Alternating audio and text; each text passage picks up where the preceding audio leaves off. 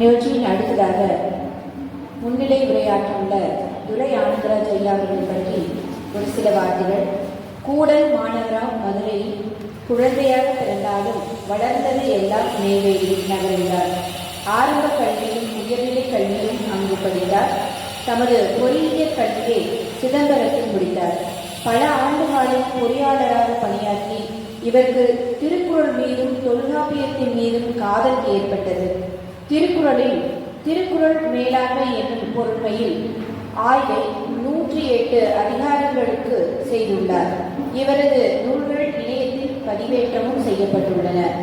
அவற்றுள் குறிப்பிடத்தக்க சில நூல்கள்: திருக்குறள் பீடியா பாகம் 1 முதல் 4 பாகங்கள், திருக்குறள் உணர்ச்சிசார் நுண்ணறிவு, திருக்குறள்களில் கசடர கற்கும் மேலாண்மை, தொல்காப்பிய மெய்ப்பாட்டிய நவீன உளவியல் ஒப்பீடு, திருக்குறள் சமயம், தொல்காப்பிய பிறப்பியலும் ஆங்கில ஒளியியலும், தொல்காப்பியத்தில் தமிழ் எழுத்துக்கள் வரிவடிவ இயல் ஏன் இல்லை போன்ற பல நூல்களை எழுதியுள்ளார்.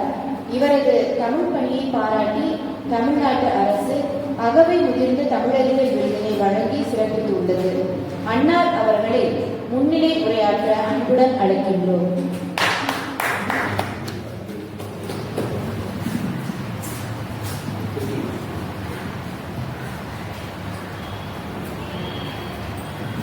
அனைவருக்கும் வணக்கம்.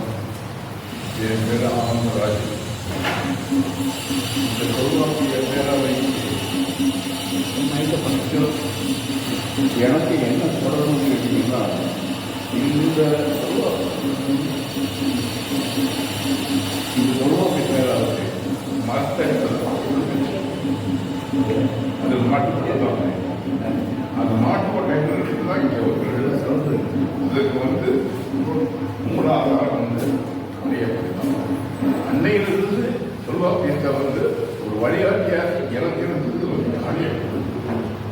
அதுக்கப்புறம் செல்ல அதன் அடிப்படையில் தான் நான் எழுதுற நூல்கள்லாம் பல நூல்கள் திருக்குறளையும் தொல்காப்பியத்தையுமே அடிப்படையாக இருக்குது. இப்போ அந்த நூல்கள்லாம் 17 நூல்கள் இருக்குது. அந்த 17 நூல்களுமே இணையத்தில் பதிவேற்றம் பண்ணியிருக்குது. அது கூகுள் டிரைவ்ல இருக்குது. அந்த கூகுள் டிரைவ் யார் வேணாலும் டவுன்லோட் பண்ணி படிக்கலாம்.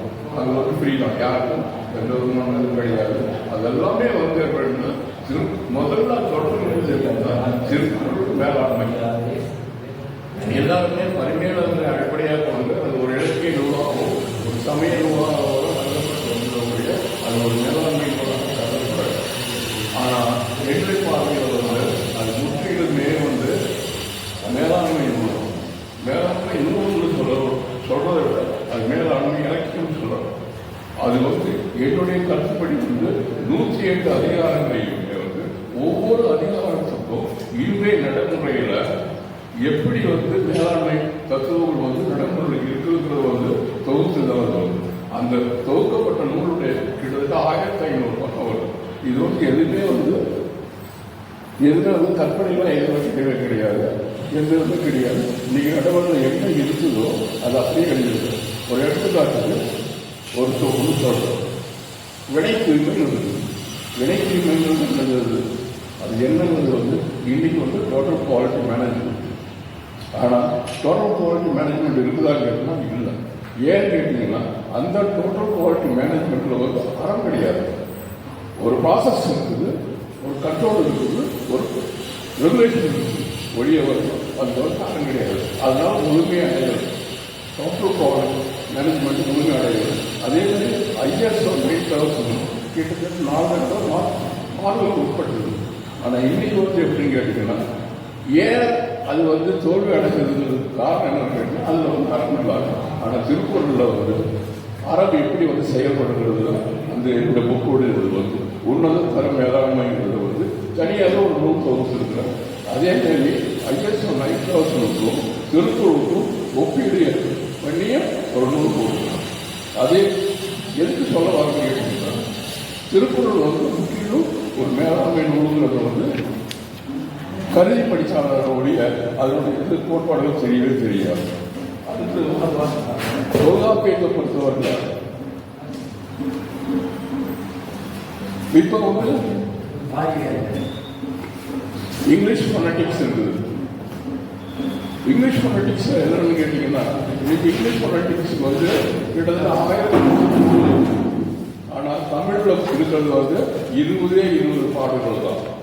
அந்த 20 பாடல்களை வந்து இன்னைக்கு நடைமுறையில் உள்ள ஃபொனட்டிக்ஸ் எப்படி சம்பந்தப்பட்டிருக்கிறது தான் தொகுத்து இருக்கும். அது வந்து பிறப்பி எழுதுறது வார்த்தை அப்படின்னா ஒவ்வொரு எழுத்தும் எப்படி உருவாகுங்கிறது வந்து இன்னைக்கு என்னென்னமோ சொல்றாங்களோ அது அன்னைக்கே கிட்ட 2000 வருஷத்துக்கு முன்னாடி வந்து சொன்னதை வந்து படத்தோட வந்து விளக்கம் போட்டுக்கிறேன்.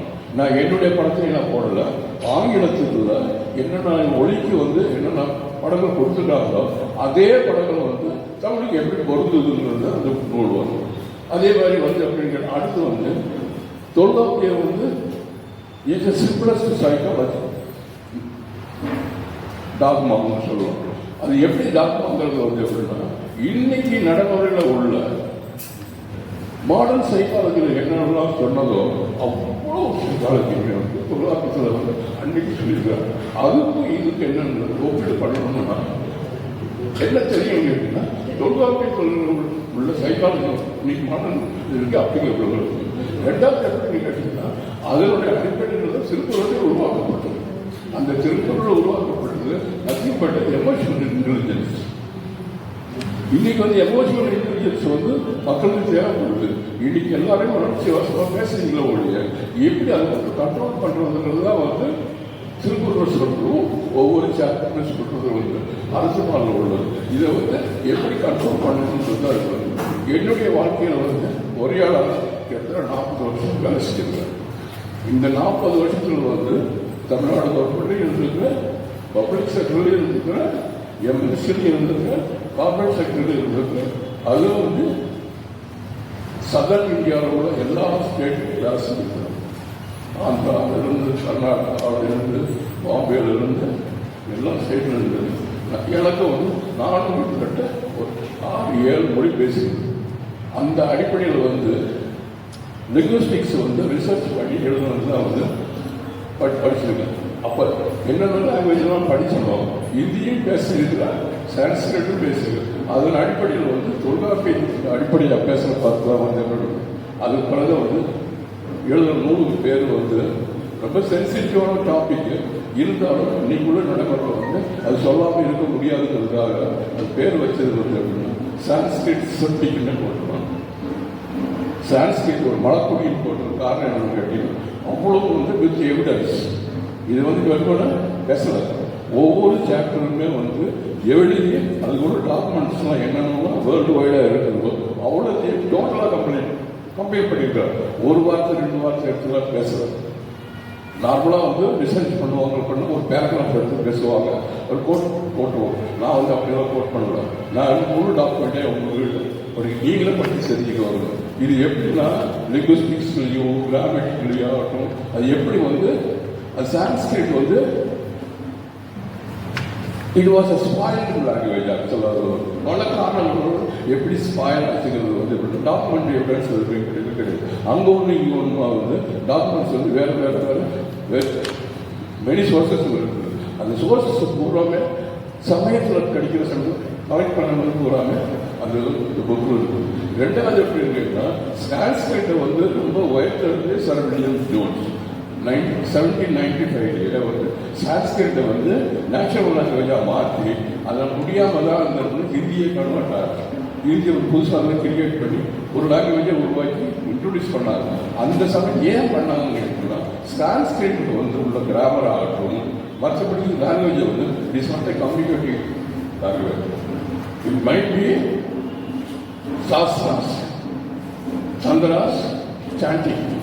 அதுக்கு வந்து மீனிங்கை வந்து நீங்கள் ரிசர்ச்சே பண்ண முடியாது. காரணம் என்னன்னு கேட்டால் இன்னைக்கு வந்து பகவத்கீதைன்னு ஒரு வார்த்தை ஒரு புக்கை எடுத்துக்கிட்டீங்கன்னா there are 1500 versions available.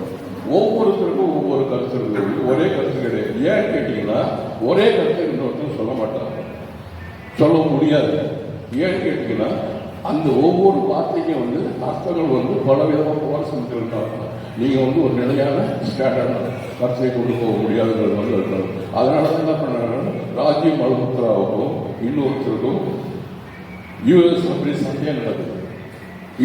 Sanskrit is டையிங்கிறது வந்து ஏன் கருதுனா சான்ஸ்கிரிட்ல வந்து எதுவுமே இல்லைங்கிறதுனால என்ன பண்ணா செல்கியர் மட்டும் என்ன பண்ணாங்கன்னா ஹிஸ்டரி ஆஃப் சான்ஸ்கிரிட் வந்து ரீஒர்க் பண்றாங்க. அந்த ரீஒர்க் பண்ற சமயத்தில் என்ன கேட்டா ஹிந்து பிராமின்ஸோ இந்துக்காஸ் என்ன பண்றாங்க அப்படின்னா அதுக்கு அப்போஸ் பண்றாங்க. அப்போஸ் பண்ணி ஒரு புக்கே போட்டுக்கிறாங்க. இதெல்லாம் காப்பாற்றணும்னா ஒவ்வொரு நடைமுறை உள்ளது.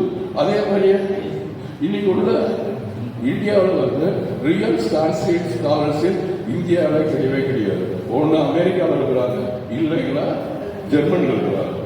இந்தியாவில் கிடையவே கிடையாது. ஏன் இந்தியாவில் கிடையவே கிடையாது கேட்டீங்கன்னா அவங்க இந்தியாவில் உள்ள சான்ஸ்கிரிட் ஸ்காலர்ஷிப் போகிறாங்க.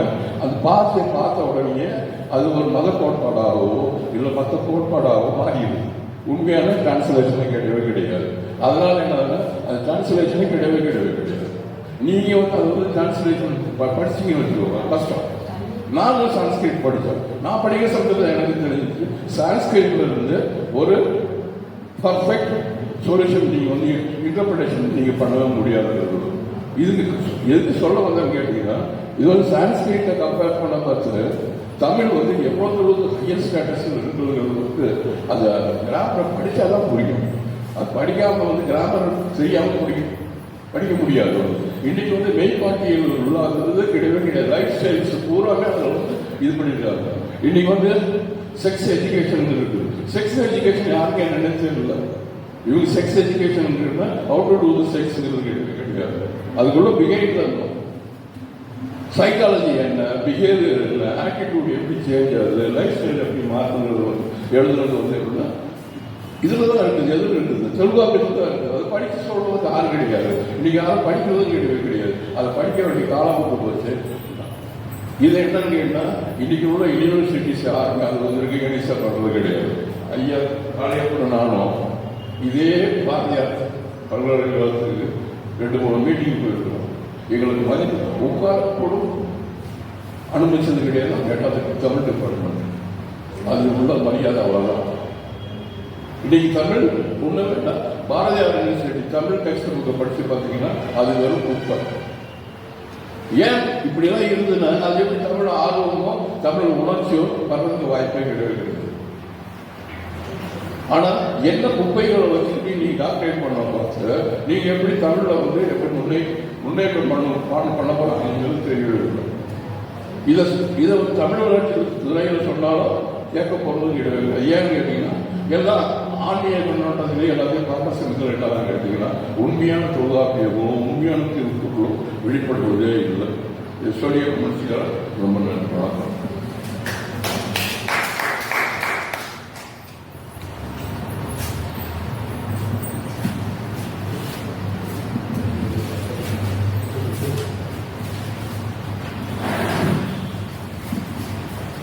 முன்னிலை உரையாற்றி அமர்ந்திருக்கின்ற துறை ஆணையர்களுக்கு சிறப்பு செய்வதற்காக வில்லவன் பகுதியாளர்களை அன்புடன் அழைக்கின்றோம்.